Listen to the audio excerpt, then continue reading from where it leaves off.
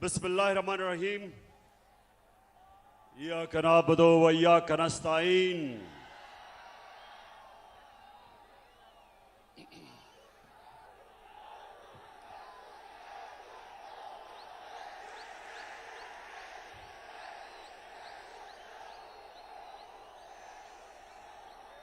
Diesel diesel या मेलू?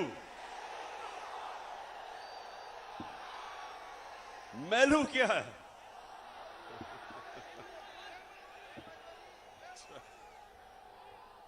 अच्छा, चारसदा मैं आपका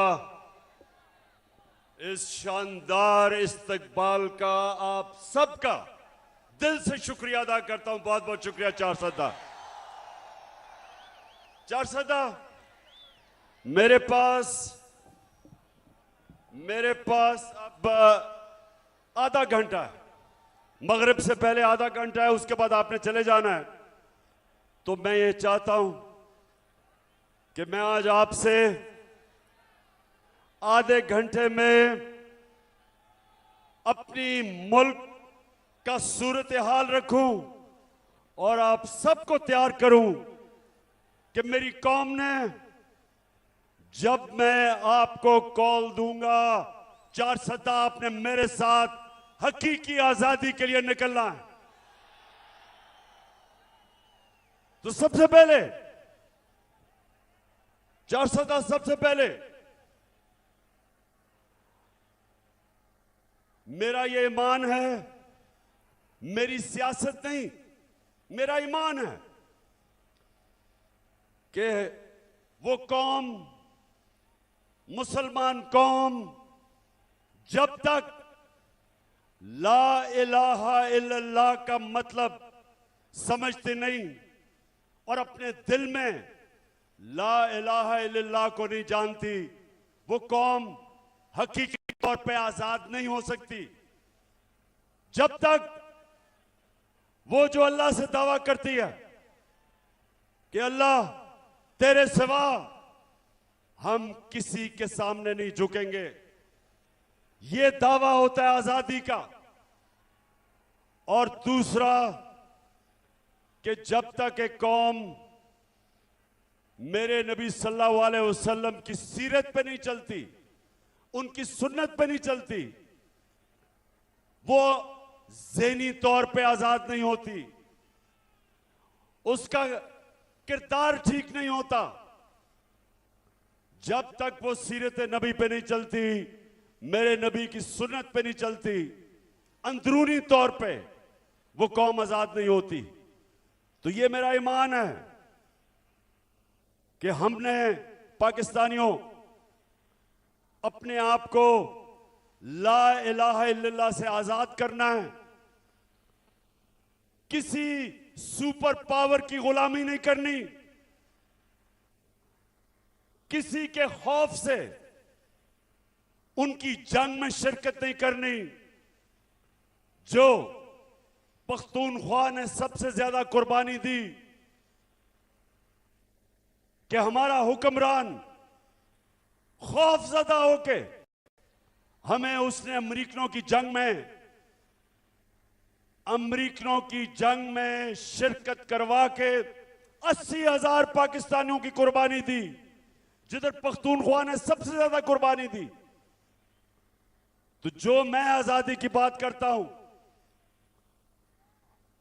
हम फैसले अपने मुल्क के लोगों की मफादात के लिए करेंगे, अपनी कौम को किसी और मुल्क के फॉरेन पॉलिसी के लिए कुर्बान नहीं करेंगे। यह है आजादी। और दूसरी चीज, कुरान में अल्लाह कहता है, जो लोग ईमान ले आए अल्लाह उनके खौफ दूर कर देता है। जो मेरे नबी सल्लल्लाहु अलैहि वसल्लम की सुन्नत पे चलते हैं, ज़हनी तौर पे आजाद हो जाते हैं, खौफ का बुत तोड़ देते हैं। और जब तक एक इंसान अपने खौफ के ऊपर काबू नहीं पाता, वो बड़ा इंसान नहीं बनता। यहां बड़े नौजवान हैं, नौजवानों,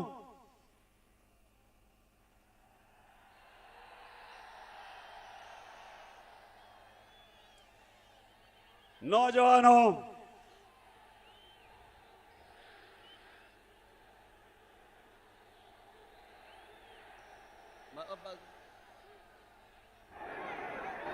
नौजवानों, मैं जब क्रिकेट खेलता था,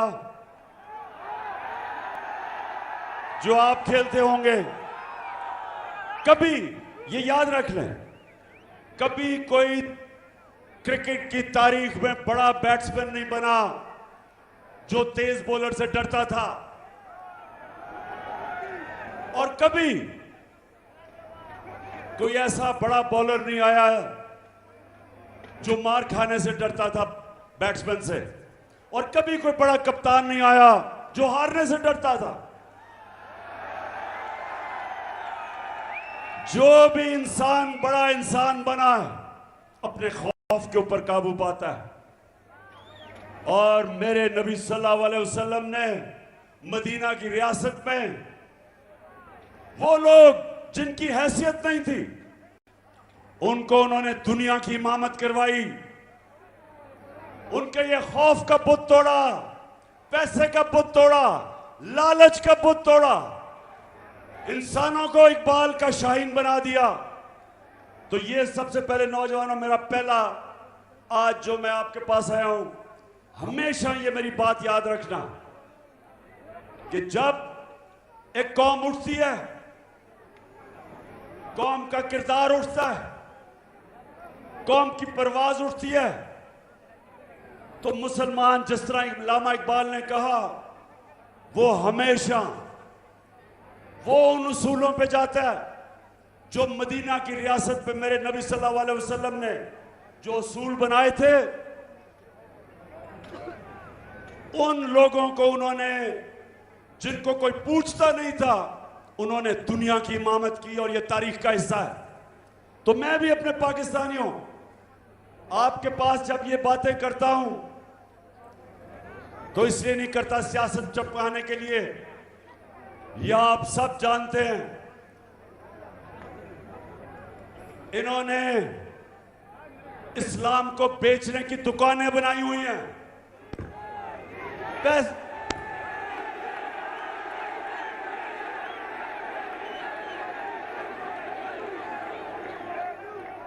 फजलुर रहमान को पैसा दो, कोई भी फतवा डलवा लो।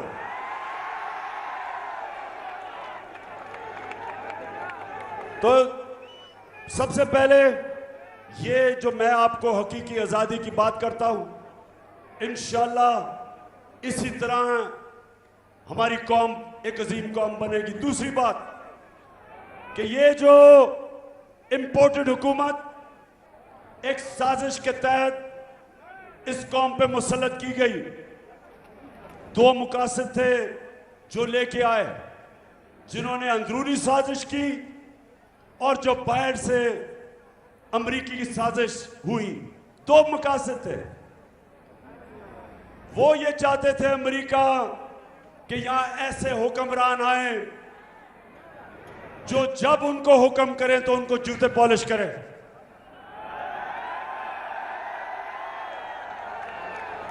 जो हाथ फैला के बेकारियों की तरह दुनिया में, सारी दुनिया में फिरे, अब खुद तो शर्म नहीं आती, कौम को भी शर्मिंदा करवाएं।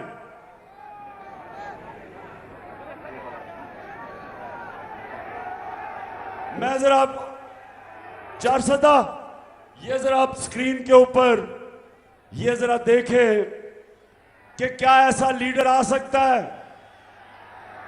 जो कि क्या इस सुने जरा सुने। मैं सऊदी अरब से होके आया हूँ, मैं यूएई के होके, अभी मैं तुर्की होके आया हूँ, और मैंने उन भाइयों को कहा कि आप हमारे बड़े अजीम भाई हैं, हमेशा आपने हमारी मदद की। और मैंने यही कहा, जब मैं आया हूँ तो आप समझेंगे शायद ये मांगने आया है। मैं मांगने नहीं आया, लेकिन मजबूरी है। जिस तरह माजी में 75 साल में आपने हमारा हाथ बटाया है, आज हम समझ गए कि मैं मांगने के लिए आज मैं मांगने के लिए नहीं आया, लेकिन मैं मजबूर हूं। आज हम किसी दोस्त मुल्क में जाते हैं तो वो कहते हैं कि आए हैं मांगने के लिए। अच्छा, अब एक और जरा देख लो। अब ये देखें कि शहबाज का बड़ा भाई अमेरिकी सदर के सामने जब उसको मिलने गया तो इसके बड़े भाई ने क्या किया, जरा ये भी जल्दी से देख। 410 सुन लिया। अमेरिकी सदर के सामने इतना खौफजदा कि कहीं गलती ना हो जाए, कि जिस तरह बच्चा हेडमास्टर के पास बैठा हुआ है गलती ना हो जाए, कि पढ़ के कह रहे हैं कि सदर साहब बहुत बहुत शुक्रिया आपका, पढ़ के कह रहा है। मैं ये आपको इसलिए कह रहा हूं कि ये अल्लाह ने हमारा जो मुल्क बनाया है ला इलाहा इल्लल्लाह पे, एक अजीम मुल्क बनाया था। इस तरह के लोगों ने आज इस कौम को दुनिया के सामने हमें शर्मिंदा करवाते। हरे पासपोर्ट की इज्जत नहीं, क्योंकि जो हुक्मरान अपनी कौम की इज्जत नहीं करते, दुनिया उसकी कौम की इज्जत नहीं करता। तो मेरी पाकिस्तानी और 410 नौजवानों, इंशाअल्लाह हमने इसी पाकिस्तान को एक अजीम कौम बनाना है,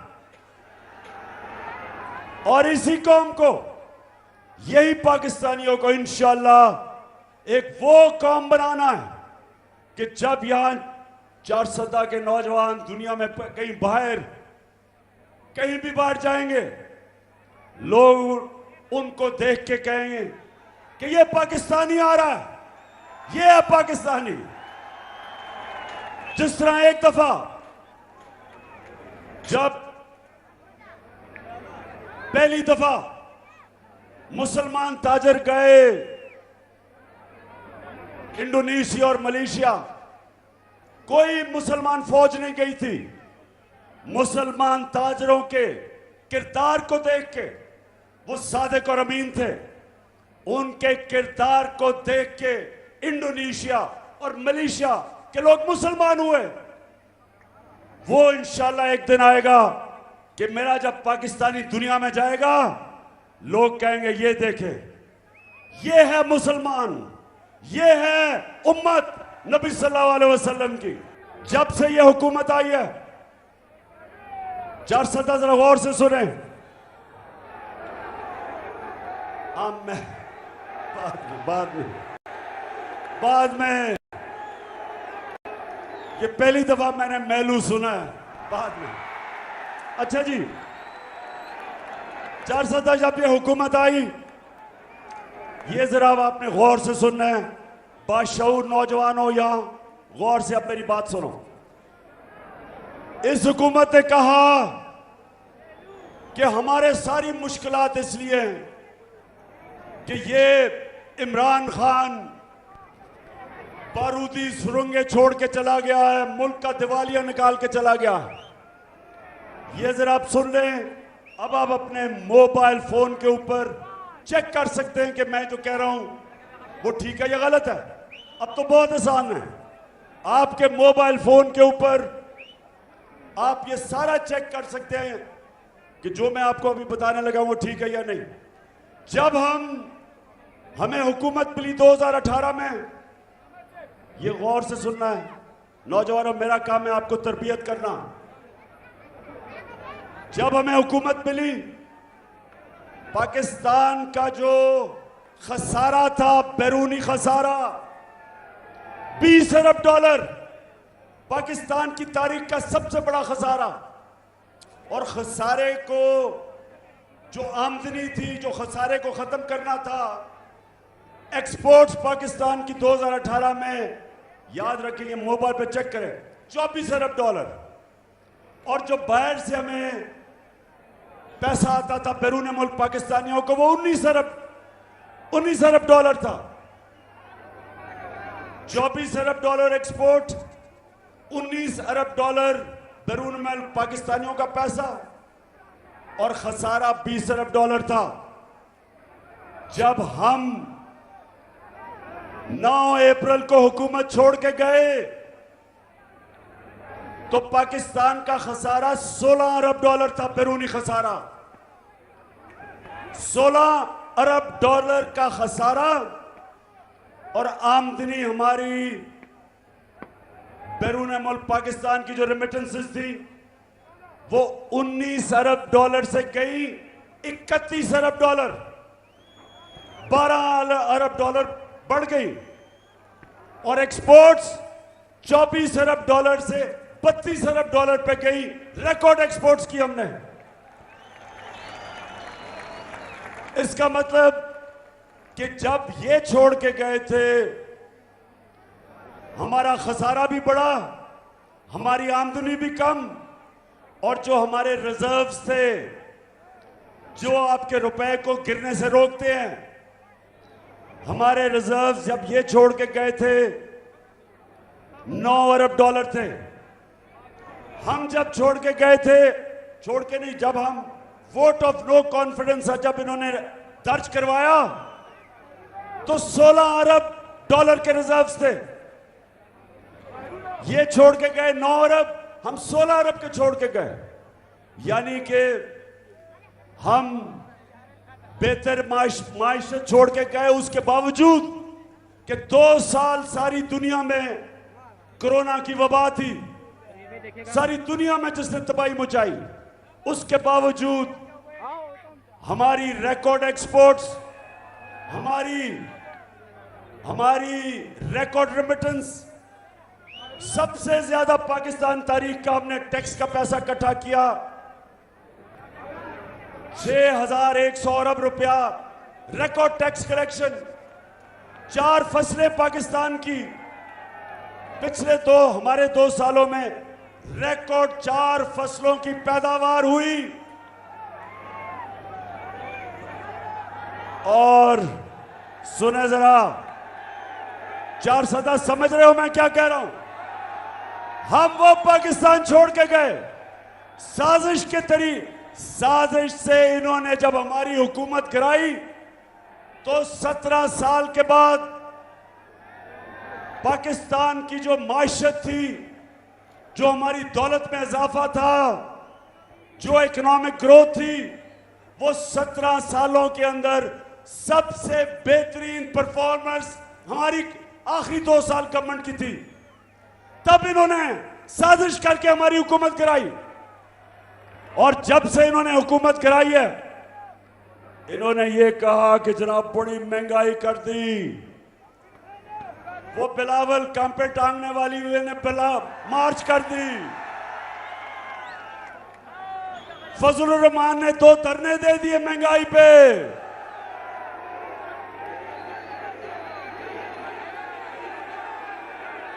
हमने कोई FIR नहीं काटी, कोई कंटेनर नहीं रखे। मैंने तो बल्कि दावत दी कि आ जाओ इस्लामाबाद, अगर तुम्हें मुश्किल पड़े तो मैं तुम्हें खाना पीना भी पहुंचा दूंगा। तो वो जब हमारी हुकूमत इन्होंने गिराई, 17 साल के बाद हमारी इकोनॉमी बेहतरीन ऊपर जा रही थी, और ये पहली हुकूमत जो गिराई, कोई करप्शन का केस ना इमरान खान के ऊपर ना वजीरों पे था। जब ये चोरों ने हमारी हुकूमत गिराई साजिश के तहत, और इन्होंने क्या किया, आते साथ ही अपने करप्शन के केसेस खत्म करने शुरू किए। नैब के अंदर अमेंडमेंट की, 1100 अरब रुपया जो अवाम का चोरी किया हुआ था वो इन्होंने माफ करवाना शुरू किया। अभी पता चला कि रमजान शुगर मिल शहबाज शरीफ की वो भी अब करप्शन का केस माफ हो रहा है। FIA के अंदर शहबाज शरीफ और इसके बेटे को सजा होनी थी। 16 अरब रुपया FIA का नौकरों के नाम पे लिया, जो FIA ने पकड़ा। 4 गवाह 2 महीने में मर गए। एक इन्वेस्टिगेटर FIA का वो मर गया, सब हार्ट अटैक से मर गए। और जब भी इन्वेस्टिगेशन होगी पता चलेगा कि वो हार्ट अटैक से ऐसे नहीं मरे, उनको मरवाया गया। क्योंकि इसके केसेस थे, तो अपने तो इन्होंने केसेस माफ करवा दिए। कौम को क्या हुआ? 4 महीने के अंदर पाकिस्तानियों सुनो, हमारा रुपया गिरना शुरू हुआ। नो कॉन्फिडेंस जब थी तो 178 रुपए का डॉलर था, आज 236 रुपए पर डॉलर चला गया। 30%। 400 जरा नौजवानों समझो, आपकी दौलत में 30% कमी हुई है। 30% रुपया गिरा। हम सब की दौलत में 30% कमी हुई, लेकिन ये चोरों की, जिनकी अरबों डॉलर मुल्क के बाहर पड़े हैं, इनकी दौलत में 30% इजाफा हुआ। इसलिए मैं आज अपनी सारी कौम को कह रहा हूं कि कभी, मेरे पाकिस्तानियों, कभी उस जमात को वोट ना देना जिनके लीडरों के पैसे और जायदाद और बिजनेस मुल्क से बाहर हो।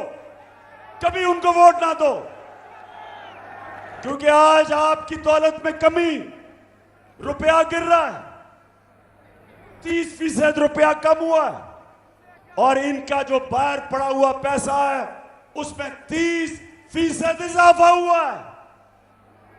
इसलिए मैं भी फैसला किया, इंशाल्लाह अगर अगली बारी दी अल्लाह ने, मैं किसी को, 410 सुनो जरा, मैंने किसी को वजीर नहीं बनाना जिसके पैसे और दौलत पाकिस्तान में से बाहर पड़े हों।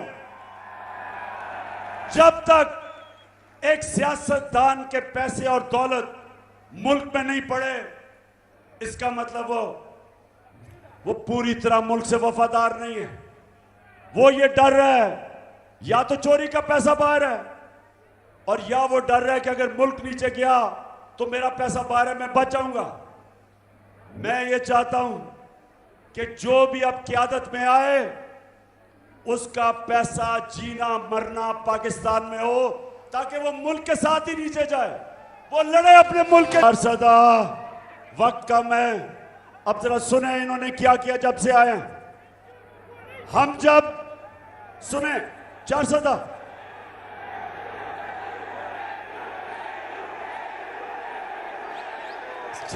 सुने, और वो मगरिब होने वाली है, मैंने उससे पहले बात खत्म करनी है। सुने जरा, देखिए, हम जब गए तो आलमी मंडी के अंदर तेल $103 का था। नोट कर लो, ये आलमी मंडी में 9 अप्रैल जब हम गए, तेल $103 का था।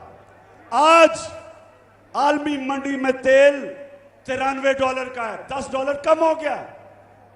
लेकिन जब हम थे तो पेट्रोल 150 रुपए लीटर था, आज 236 रुपए लीटर है। और 400 फजल रहमान 145 रुपए लीटर था, आज फजल रहमान की कीमत 250 रुपए लीटर है। इसका मतलब 400, इसका मतलब कि आलमी मंडी में तेल की कीमत कम, पाकिस्तान के लिए तेल, डीजल और पेट्रोल की कीमत ज्यादा। बिजली, जो आज लोगों को बिजली के बिल आ रहे हैं, हम जब हुकूमत में थे 16 रुपए यूनिट थी बिजली की कीमत, आज 36 रुपए दुगनी हो चुकी है। आज टैक्स मिला के 50 रुपए यूनिट से ऊपर चली गई है, 3 गुना ज्यादा बढ़ गई है। ये आए थे महंगाई के ऊपर, महंगाई के सारे रिकॉर्ड तोड़ दिए इन्होंने। और फिर किसानों के लिए, जरा किसानों के लिए मैं बताऊं, हम जब थे 8.5 रुपए यूनिट था ट्यूबवेल के ऊपर बिल, 8.5 रुपए यूनिट, आज 36 रुपए यूनिट है, 3 गुना से भी ज्यादा, 3 गुना से भी ज्यादा ट्यूबवेल पे किसानों की कीमत बढ़ गई है। जो डीएपी था वो 8,000 रुपए 8,000 रुपए पे था। अब 8,000 रुपए से 14,000 रुपए पे चला गया। पोटैश 4,000 रुपए थी, आज 16,000 रुपए चली गई। और आज किसानों का जो सबसे ज्यादा पैसा हमारे दौर पे बनाया था, आज किसानों के खर्चे इतने हो गए, आज खर्चे इतने ऊपर चले गए। और ये जो किसान 21 तारीख को मुजाहरा कर रहे हैं, मैं आप सबकी पूरी हिमायत करता हूं, किसानों की पूरी हिमायत करता हूं। अच्छा, 400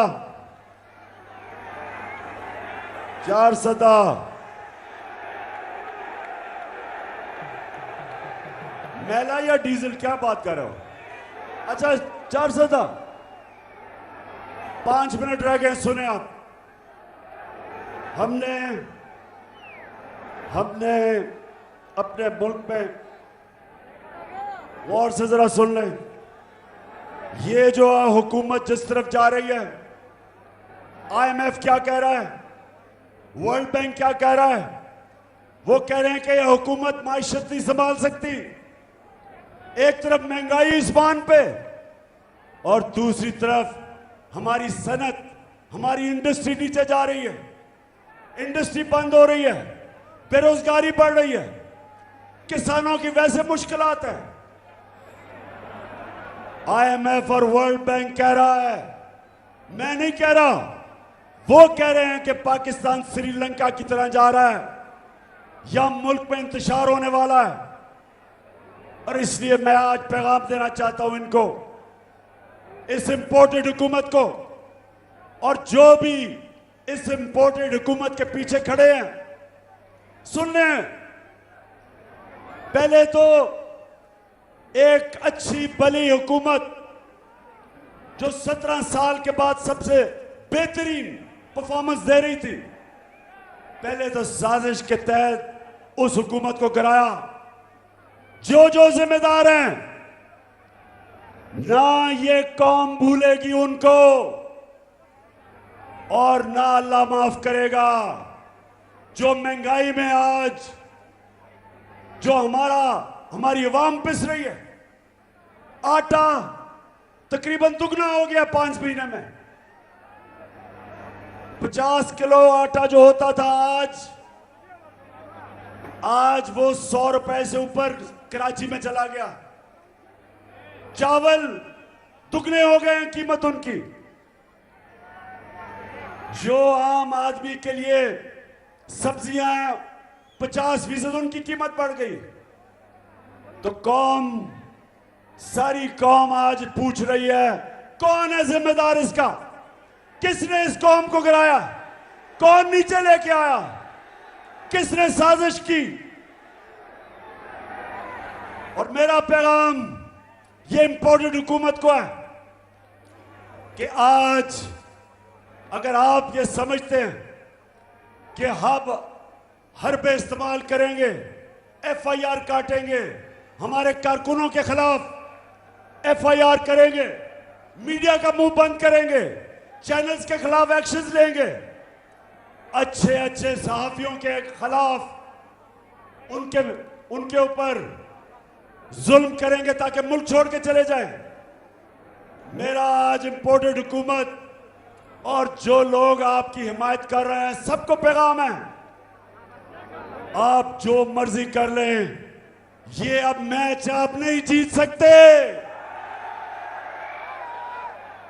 ये मैच अब हार चुके हैं। जितनी देर आप इलेक्शन नहीं करवाएंगे, मुल्क की माइशत और तेजी से नीचे जा रही है। बाहर की दुनिया आपको पैसे देने के लिए तैयार नहीं है। सिंध के अंदर जो सैलाब आया, उमूमन सारी दुनिया आज मदद करे सिंध की, लेकिन सिंध में आसिफ जरदारी जब ऊपर बैठा है, कोई पैसे देने के लिए तैयार नहीं है। आसिफ जरदारी को पैसे देने का मतलब कि बिल्ले को दूध की हिफाजत करने पे बिठा दिया जाए। मैं वैसे आपको आज मैं चारसदा देख के आया हूं, सारा इलाका जो खास तौर पे मकई की फसल तबाह हुई, कई जगह गन्ने की फसल तबाह हुई, मैं खुद देख के आया हूं। इंशाल्लाह कल फिर मैं इंटरनेशनल टेलीथॉन कर रहा हूं। 10 अरब रुपया अल्लाह के फजल से इकट्ठा कर चुका हूं और पैसा इकट्ठा करूंगा। और इधर भी हम पैसा लगाएंगे और इंशाल्लाह सारे पाकिस्तान में जैसे जैसे पैसा आएगा मुतासरीन की मदद करेंगे। लेकिन अफसोस की बात यह कि जो ये चोर ऊपर बैठे हैं, कोई दुनिया में इमदाद करने के लिए इनको तैयार नहीं, क्योंकि सबको पता है कि इनके अपना पैसा बाहर पड़ा है, अपना पैसा बाहर ले गए हैं और दुनिया को कहते हैं कि हमें पैसा दो। कोई पैसा नहीं देगी। हम इंशाल्लाह अपनी कौम से पैसा इकट्ठा करेंगे। और मैं दूसरी चीज इस हुकूमत को कहना चाहता हूं कि आपकी सारी कोशिश है कि ऑपोजिशन हमें दबाया जाए, मीडिया को दबाया जाए, लेकिन मुल्क के हालात आपसे संभाले नहीं जा रहे। मलाकंड के अंदर लॉ एंड ऑर्डर सिचुएशन शुरू हो गया। पख्तूनख्वा की पुलिस पूरी कोशिश कर रही है, लेकिन फेडरल गवर्नमेंट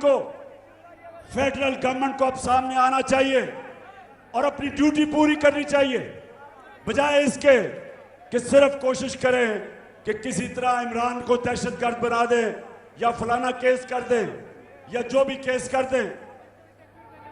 आपका काम है कि बड़ी यहां लोगों ने कुर्बानियां दी हैं, पख्तूनख्वा के लोगों ने बड़ी कुर्बानियां दी हैं, इसलिए आपकी जिम्मेदारी है कि लॉ एंड ऑर्डर सिचुएशन जो बिगड़ता जा रहा है, खास तौर पे हमारे कबायली इलाकों में और मलाकंड में, ये आपकी जिम्मेदारी है। और मैं आखिर में चारसदा, मैं आखिर में आपका दिल से शुक्रिया अदा करता हूं।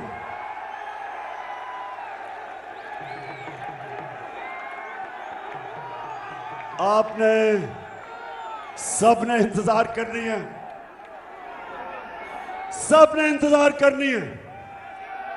ज्यादा दूर नहीं वो वक्त जब मैं अपनी कौम को एक कॉल दूंगा, और वो कॉल होगी सिर्फ एक मकसद के लिए कि इस दलदल से जिसमें हमारा मुल्क डूबता जा रहा है, इन चोरों के हाथ जो हमारा मुल्क दलदल में डूबता जा रहा है, सिर्फ एक रास्ता है इससे निकलने का, साफ और शफाफ इलेक्शन करवाए जाए।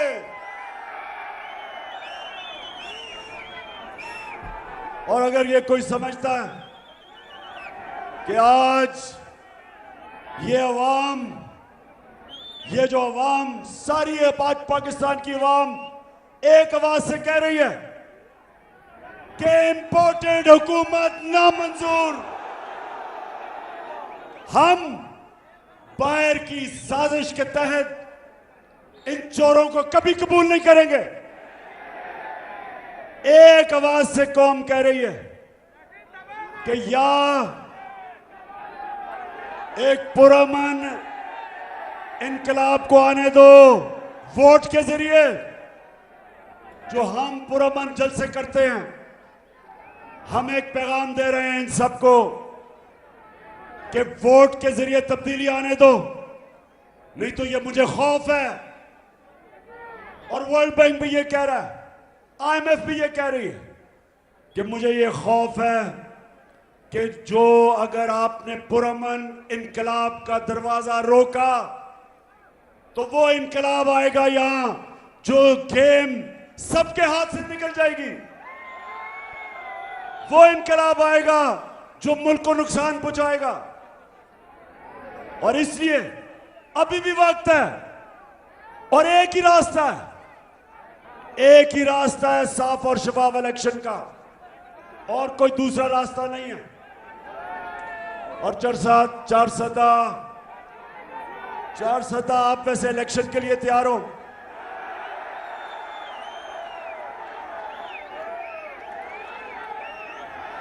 इंशाल्लाह मैं फिर से चार सदा, मैं जिस तरह आज आपने मेरा इस्तकबाल किया, जिस तरह आपने मुझे इज्जत दी, मैं हमेशा याद रखूंगा, आपको नहीं भूलूंगा। पाकिस्तान जिंदाबाद।